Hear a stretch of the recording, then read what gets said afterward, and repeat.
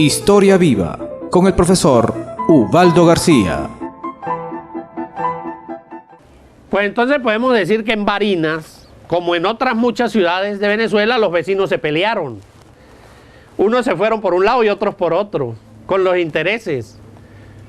Hay versiones que dicen que los dueños de los hatos se hicieron, por decir algo, realistas, y todos los obreros y todos los esclavos se hicieron realistas. Por eso ni se sabe. Aquel negro primero dice que él fue a la guerra, y también primero dicen que fue realista. Él mismo lo menciona, que él fue a la guerra porque él no tenía ropa ni tenía nada, y que ya ahora, en un momento, dice que tiene un caballo, que tiene unas espuelas de plata, y tiene un dormán, una chaqueta roja que le arrebató a uno de los muertos españoles en una de las batallas. Entonces que ya él es un hombre importante, por eso iba a la guerra. Otros fueron a la guerra por intereses o por amores.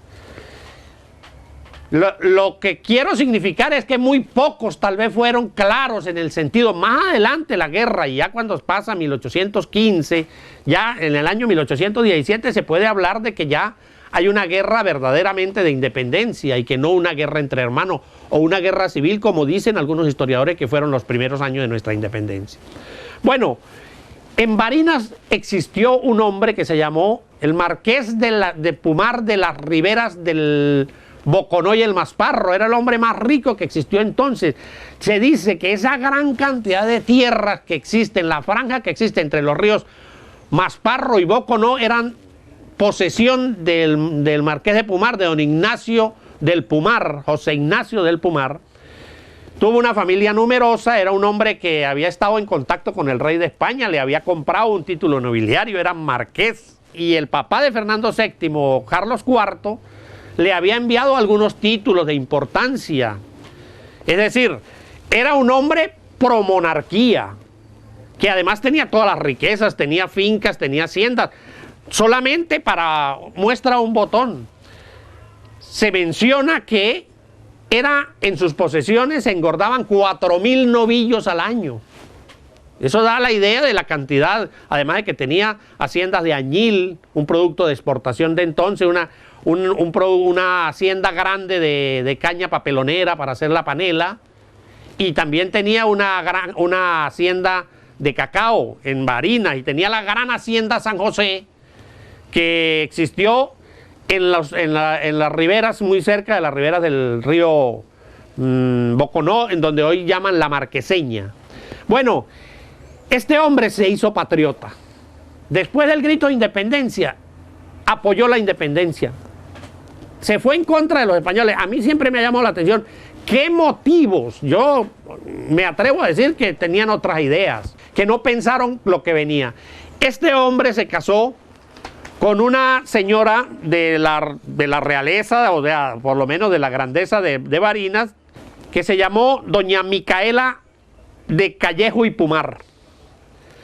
De ese matrimonio nacieron 5 hijos: Miguel María, Manuel María, Ignacio María, María Ignacia y Josefa Lucía. Los 3 varones se sumaron a la guerra de independencia, participaron activamente y fueron importantes después en la vida, en los movimientos de las campañas. En el caso de las 2 muchachas, y ahí viene el cuento, es para significar lo que era o fue el momento de la división familiar, cuando surgió el momento de ir en contra de España o quedarse con los españoles. Las 2 mujeres, la una se llamó María Ignacia y Josefa Lucía, se hicieron enemigas y eran hermanas. La una, María Ignacia, se casó con un hombre que se llamó Nicolás Pulido Briceño. Ese Nicolás Pulido Briceño era de los mismos Pulidos que se sumaron a la independencia, de los dueños del Hato La Calzada, donde el joven Páez llegó y fue becerrero en los tiempos en que Páez era muchacho. Los Pulidos fueron hombres importantes y estuvieron siempre en la independencia. Y el Briceño, que acompaña al Pulido, es el mismo Briceño del diablo Briceño, de los trujillanos, que también tenían nexos con los barineses. Por lo tanto, María Ignacia tuvo 2 hijos, se llamaron José María Pulido y José Ignacio Pulido. Estos también fueron patriotas. y dieron todo.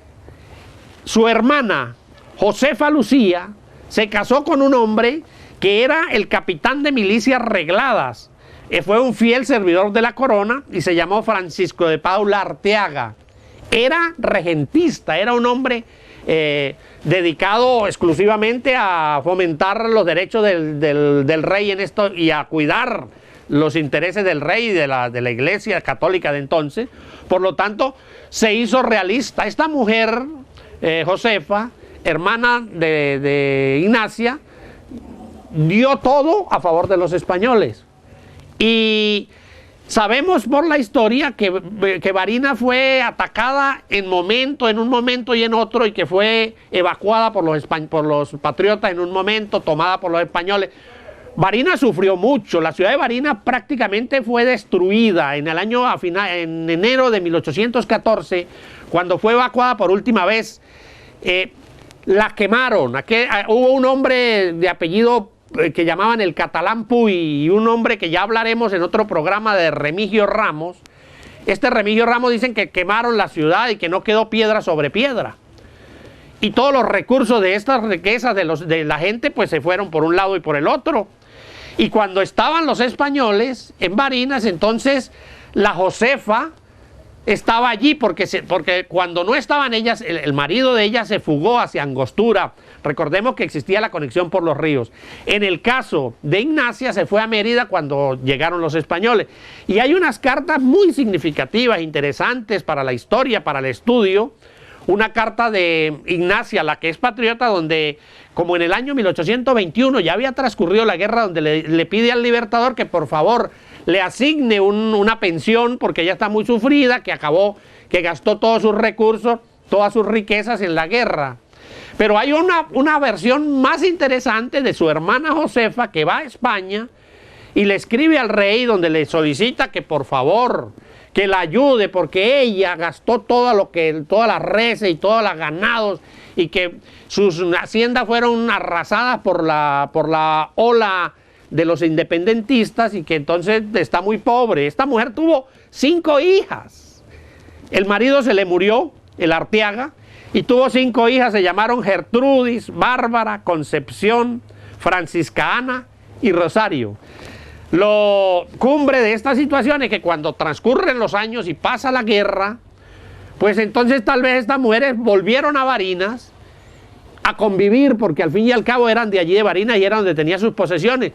Lo que no existe la versión, habrá que investigarla, es si fueron amigas, pero ya las rencillas de tantos odios, de tantos sufrimientos, fueron muy grandes. La Josefa le pide al rey que por favor la ayude, y se hace acompañar de cartas que escribieron los españoles de entonces, aquel Sebastián de la Calzada, que fue un hombre que estuvo en Barinas, y aquel Cajigal, y aquel José Ceballos, escribieron, digamos, cartas donde autorizaban a la mujer para solicitar ayuda del rey, diciendo que lo que decía, que lo que ella opinaba era verdad.